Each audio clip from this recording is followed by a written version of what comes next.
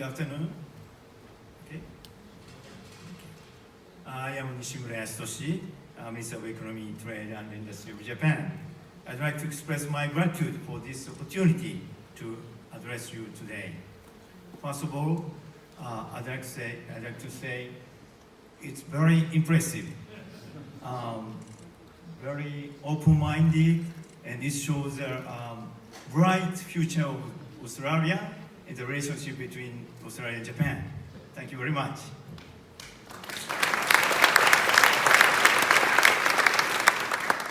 Today, Mr. Hirose, Chairman of Japan-Australia Business Cooperation Committee, Mr. Peter Gray,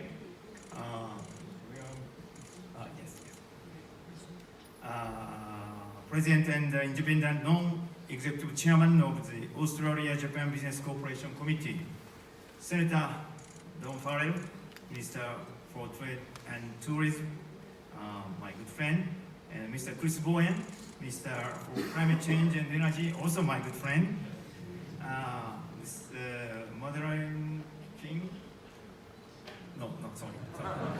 Anyway, also my good friend. And many other members are in attendance.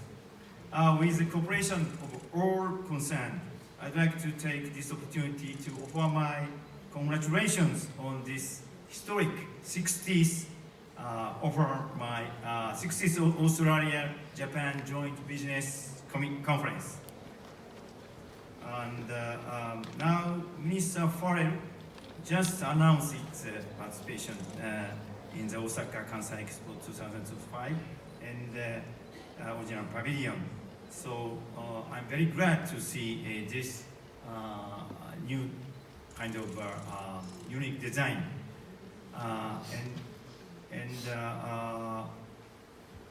I'd like to thank Australia for its active participation in the expo. We have a booth in the foyer, so so I hope everyone to drop by. Australia is a country that I have a very strong personal attachment to. Hyogo Prefecture, my hometown, and the state of Western Australia have a sister state relationship. I heard that there are no wild koalas in West Australia, but the zoo on Awaji Island, my constituency in Hyogo, has koalas, which is said and believed to have come from Western Australia. And they are very popular among the locals.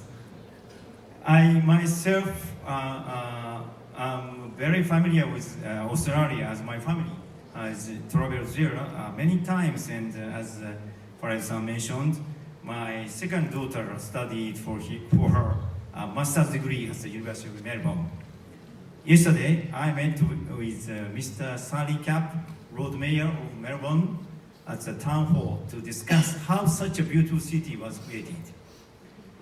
I like marathons, and in early morning yesterday, I went jogging along the Yarra River, thinking about the Melbourne Marathon to be held next week. I ran through the city of Melbourne, where historic Victorian buildings and modern architecture are in harmony. Japan's relationship with Australia began in late 80s, when we began importing coal and wool from Australia. Subsequently, in the late 1960s, Japan began importing iron ore, and since then, our relationship has developed rapidly. These days, Australia is Japan's biggest exporter of iron ore, coal, and natural gas. While the international situation has become increasingly unstable, Australia has consistently been Japan's most reliable supplier of resources and energy since that time. Australia is also an important supplier of many agricultural, forestry, and fishery products. In particular, Australia is the second largest exporter of beef, and beef is a good match for wine. In terms of relations with Japan, the Australia-Japan EPA, which came into effect in 2015 eliminated tariffs on wine 2 years ago. I'm sure Mr. Farrell is pleased by this. Actually, I enjoyed wine from Farrell's winery last night. It's good. Yes. And to tell the truth, I traveled to Paris, France, just a week ago, and I enjoyed a little wine there. I will not comment on the comparison of the wines, since Australia and France are both like-minded countries. However, Australian wine meets my preferred taste than French one. Miss, thank you.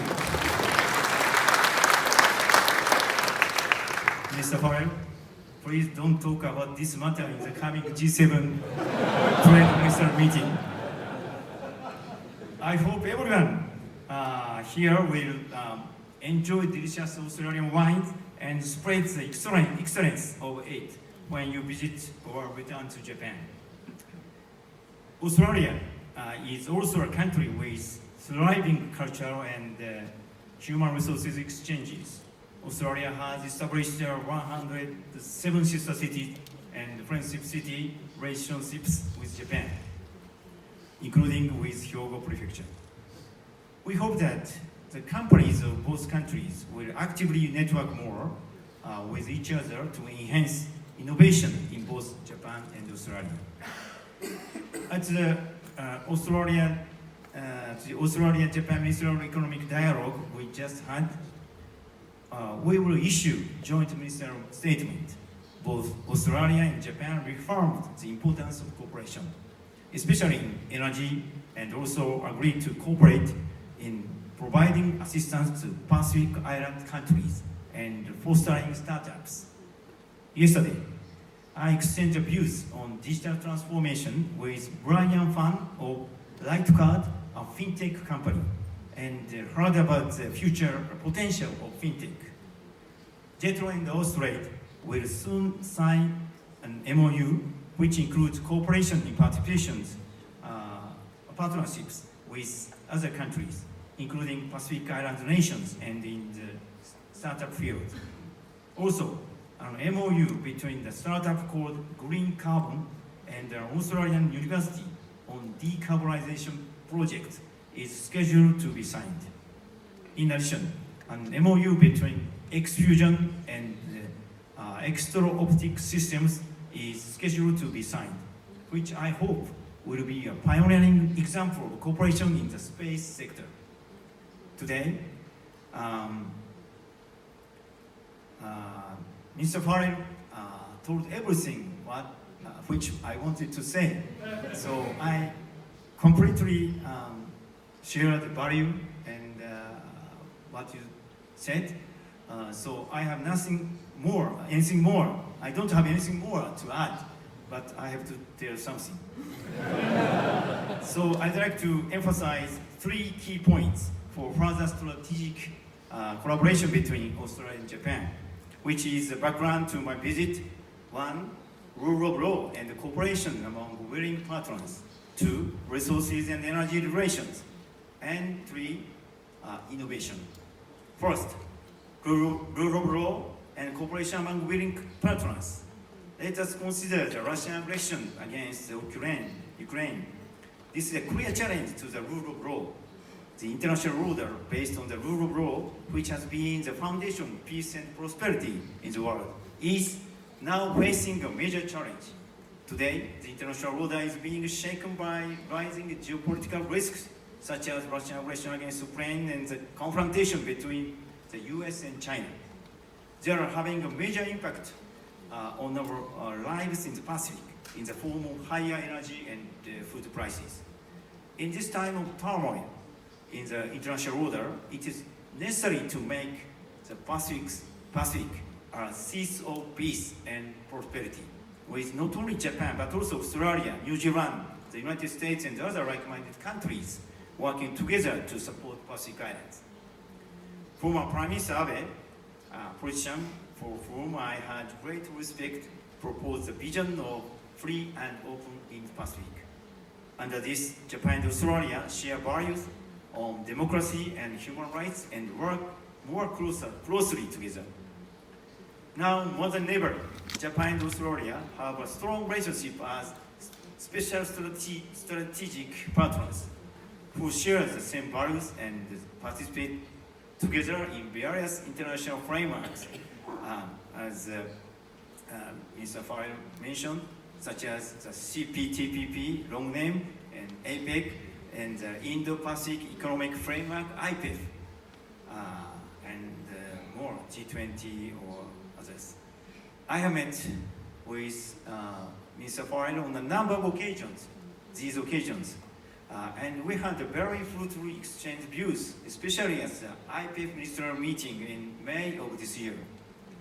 We will continue to promote collaboration between Australia and Japan in both the public and private sectors, taking advantage of the close relationship between our two governments. Secondly, resource and energy relations. This is an essential topic for the Australia-Japan relationship.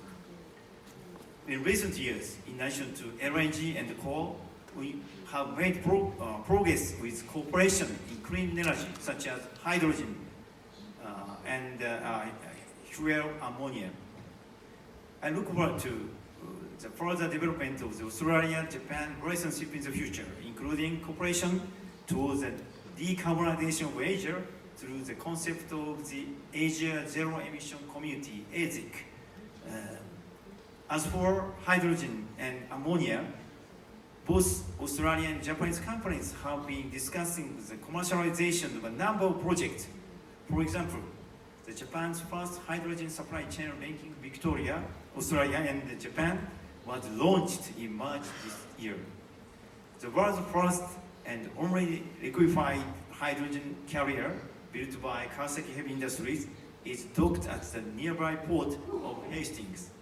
I was showing the ship to Minister King this morning, and I hope that other ministers have a chance to take a look at it, please. Japan will continue to work with Australia to support the establishment of a hydrogen and ammonia supply chain between Australia and Japan. In the area of critical minerals, the partnership concerning critical minerals was concluded last October during Prime Minister Kishida's visit. We'd like to continue strengthening our collaboration towards the formation of specific cooperation project in the future. Sojitz and Jogmec made additional investment in the rare earth business of Lynas in Australia this March. We have high expectations that a stable supply of rare earths will be achieved through further strengthening of cooperative relations with Lynas. METI will continue to provide support in cooperation with the Australian government. These projects are supported by a stable investment environment. At the moment, both countries are discussing a safeguard mechanism, mainly for LNG. I believe that this will also lead to a win-win relationship based on the trust between the two countries. I hope that many projects will be realized under a stable investment environment. These efforts are very timely as the world moves towards practical energy transition that balance decarbonization and security of energy supply. METI will continue to support efforts in the resources and energy sectors between Australia and Japan. Lastly, I'd like to mention the importance of innovation. Factors limiting future economic growth worldwide include global issues such as climate change and labor shortages. Innovation is the key for growth, and the startups are at the core of creating new innovations in order to overcome these challenges and further promote business ties between Australia and Japan. With the expectation of promoting innovation through cooperation between the two countries, 12 startups with high-level technologies, so-called deep tech, are visiting Australia with me. For example, there are companies whose cutting-edge technologies contribute to the realization of clean power generation, such as ammonia and hydrogen, as well as healthcare companies with unique technologies. They have booths in the foyer outside, so please take a look at what they have to offer.